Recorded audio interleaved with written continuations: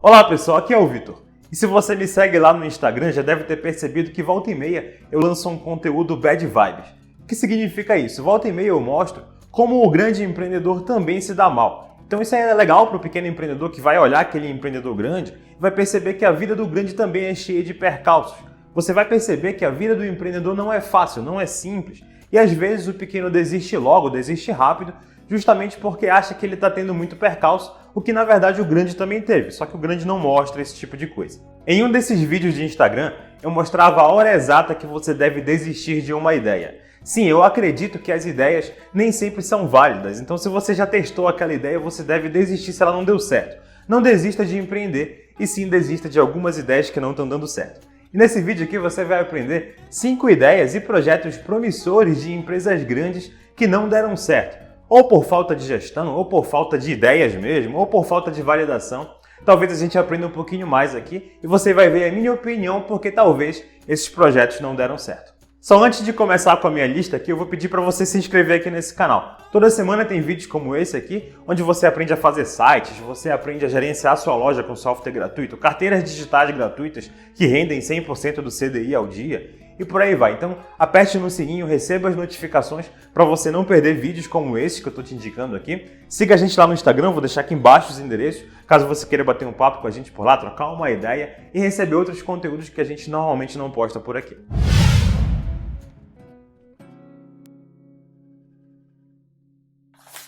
A primeira ideia, que parecia inovadora, era o Second Life. Ali no final dos anos 2000, ali mais ou menos em 2007, 2008, foi quando eu conheci o projeto.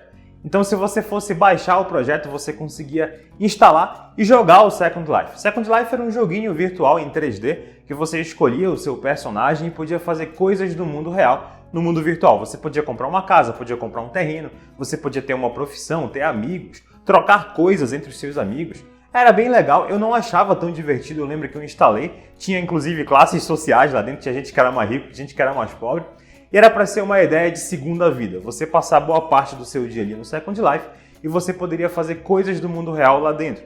Era divertido, mas nem tanto. Eu, como jogador de longa data, enjoo muito rápido dos jogos. Basta eu chegar na última fase, eu já estou descartando o jogo. Eu lembro que o Second Life foi instalado no meu computador e 3 dias depois eu já não queria fazer mais nada nele, porque era chato de verdade, eu não tinha de fato um enredo, nada do tipo.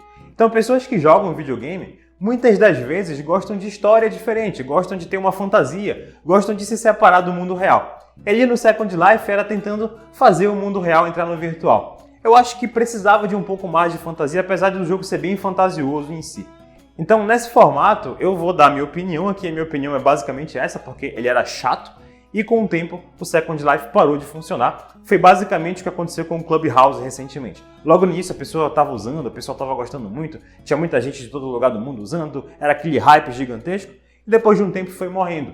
E o Second Life demorou um pouquinho mais para morrer e o Clubhouse, na minha opinião, já está morrendo também, não é muita gente que usa mais. Eu conheço inclusive poucas pessoas que estão no hype do Clubhouse agora. O segundo projeto é o Google Glass. Uma inovação muito legal do Google ali para 2012, 2013. Se você voltar ali no tempo, você vai perceber que o Google ia lançar um óculos de realidade aumentada. Era um projeto bem interessante. Se você usasse o óculos, você teria uma imagem virtual projetada na sua lente. Então você poderia enxergar coisas virtuais interessantes para você que estivesse, por exemplo, andando na rua. Então você poderia ver o nome da rua quando olhasse para o chão.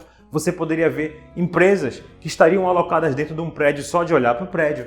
Você poderia talvez enxergar uma pessoa e identificar ela por identificação facial. Você poderia mandar um comando de tocar música, aquela música tocar direto no seu ouvido. O Google Glass era um projeto bem bacana. Um dos problemas do Google foi abusar da publicidade. Então todo mundo conhecia aquele projeto na época, você via propaganda dele em todos os lugares. Ele ainda não tinha sido lançado, mas você poderia ver o quanto ele era legal antes mesmo do lançamento. Só que não era tão legal assim. Ele era bem limitado em questão de hardware. Quando você queria comprar, ele era bem caro também. Eu lembro que chegava a $3.000. Naquela época, mesmo com dólar mais barato, era quase impossível de pagar. Ele era mais caro que um MacBook. O Google também tinha outro problema. Você acha que quando você desenvolve algo que é muito inovador, você não tem concorrentes? Sim, você tem concorrentes. Naquela época, os smartphones já eram populares.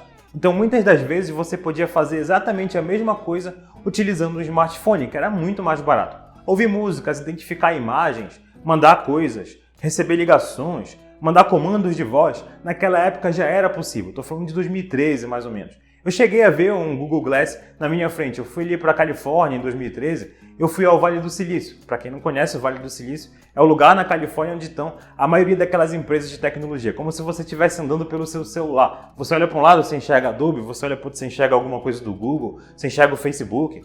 Então ali no Vale do Silício, muitas das coisas acontecem. E lá em um hackathon, que é um evento específico de tecnologia daquela região ali, tem muitos hackathons, eu mesmo já organizei alguns, eu vi um Google Glass. E, de fato, ele era muito legal. Eu pedi emprestado, inclusive, para a pessoa que estava lá, eu sou cara de pau mesmo, e a pessoa, obviamente, não me emprestou, era muito caro. O acesso a ele era muito difícil. Eu lembro que na época era em pré-lançamento, e o pré-lançamento não era qualquer um que podia comprar o Google Glass, mesmo que tivesse dinheiro. E ele não foi para frente. Eu lembro que até foi lançado, mas ninguém comprou, era muito caro. O Google errou em muitas frentes no preço. Ele errou que ele esqueceu os concorrentes, que eram os próprios smartphones, que até hoje os smartphones, inclusive, superaram os tablets. São poucas as pessoas que gostam de comprar tablet, porque o smartphone realmente faz muitas dessas coisas. Então, hoje em dia, as pessoas elas têm um pé atrás ao desenvolver produtos que queiram concorrer com os smartphones, porque eles são muito populares, quase todo mundo tem, eles são muito mais baratos do que qualquer coisa que você queira colocar agora no mercado que façam coisas parecidas. Terceiro projeto também é do Google, eu vou passar bem rápido por ele. Chama Google Print. Eu gostava muito da ideia porque você poderia imprimir de qualquer lugar do mundo. Você poderia pegar o seu telefone, celular, mesmo que fosse um celular da Apple, e você poderia acessar um servidor do Google lá nos Estados Unidos e ele ia mandar a impressão para onde você quisesse. Era um serviço bem legal. Eu acho que o serviço parou de funcionar porque muitas pessoas não usam mais impressoras. Eu sou um que não tenho mais impressora, eu estou aqui no meu escritório agora, não tem impressora porque a gente usa muito pouco papel. O papel ele serve para basicamente nada, hoje em dia você pode digitalizar tudo. Claro que tem situações que você precisa imprimir. Eu lembro que uma vez eu estava no carro e eu precisava ler um documento e eu estava sem bateria no celular e estava com medo de não conseguir ler. Até que alguém falou, cara, por que tu não entra ali naquele escritório e imprime rapidinho e leva? Tinha esquecido que podia imprimir as coisas, sabe? Então eu acredito que o projetinho do Google não foi para frente por causa da mudança de tecnologia e dos hábitos das pessoas com o tempo. Hoje que você tem coisas digitais na mão, que é com o smartphone, você não precisa muito de fato de papel, você não precisa imprimir muitas coisas. Então, obviamente, o serviço foi decaindo com o tempo e o Google só tem serviços que têm milhões de usuários. Então, se você tem menos e menos a cada tempo, mesmo que seja um serviço grande, o Google desiste dele. O quarto projeto já foi o queridinho de todo mundo que nasceu antes de 1995.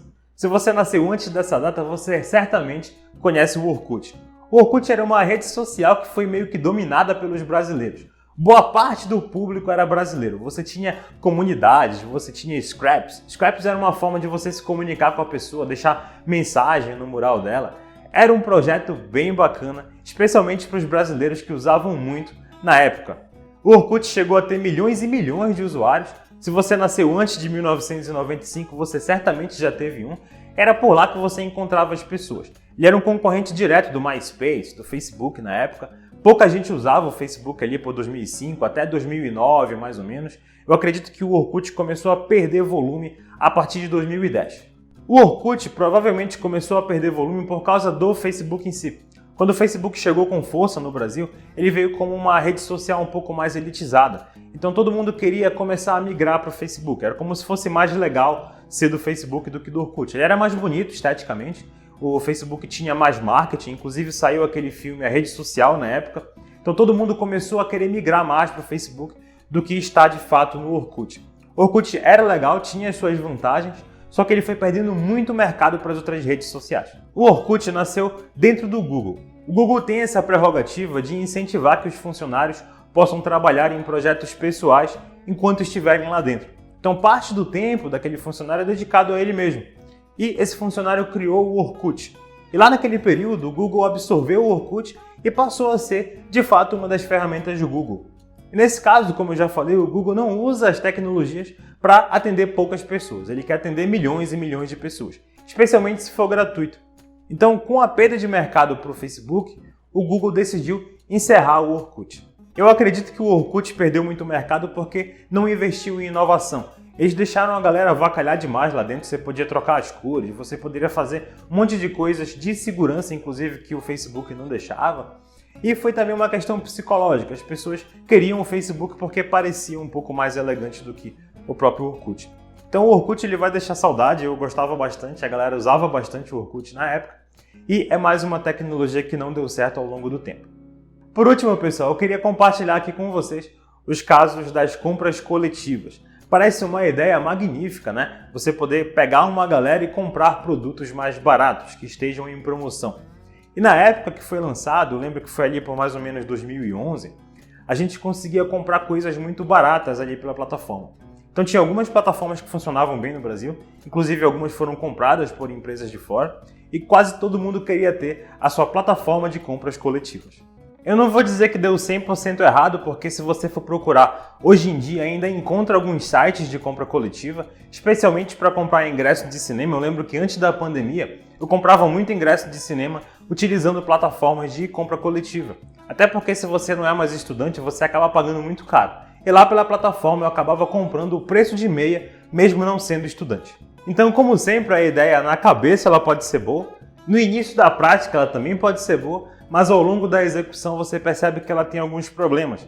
Eu lembro que eu cheguei a comprar coisas na compra coletiva, você comprava muito barato mesmo, só que por conta de você comprar barato, a pessoa que estava vendendo também recebia muito pouco. Então eu lembro que às vezes eu comprava um sushi que deveria ser mega caro pela metade do preço, aquela metade do preço o dono da loja ainda tinha que dividir com o dono da plataforma de compra coletiva, e no final ele recebia muito pouco. Então, às vezes, lotava a loja do cara para pessoas que queriam receber aquele produto. Ele tinha vendido aquele produto para pessoas que ele não queria vender, não era o público dele, porque eram pessoas que estavam acostumadas a pagar mais barato, estavam comprando um produto caro mais barato e, de fato, você não conseguia alcançar o seu nicho, você só conseguia alguma publicidade para clientes errados e, no fundo, você não se beneficiava da plataforma de compras coletivas.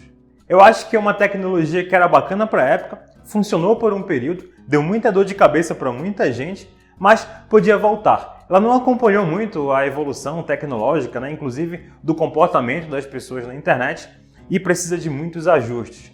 Mas se você tiver uma ideia nova sobre compras coletivas, é muito bem-vindo, até porque eu gostava de pagar barato na época, era bem legal. Portanto, pessoal, fiquem com isso na cabeça. Se você acha que a sua ideia é uma maravilha, se você acha que ela vai ser muito boa no mercado, ela precisa de execução. E no dia a dia você vai entendendo como o mercado funciona. Sempre invista em inovação, sempre invista em entender como funciona o seu público para não perder ele para a concorrência. Muitas das vezes você vê que esses casos aqui perderam um público para a concorrência. Concorrência que nem era enxergada, quem é que ia entender que o celular era um concorrente do Google Glass? E de fato ele é um concorrente do tablet e de qualquer outra coisa que façam coisas parecidas. E se você gostou desse vídeo, não se esqueça de curtir e compartilhar. Não se esqueça de se inscrever aqui nesse canal. Toda semana tem vídeos como esse aqui que você aprende tecnologia, gestão, empreendedorismo e muito mais. Aperte no sininho, se inscreva aqui também no Instagram, siga a gente por lá. Eu vou deixar aqui embaixo os endereços mais uma vez. Muito obrigado por ter assistido esse vídeo até aqui. Um grande abraço e até a próxima.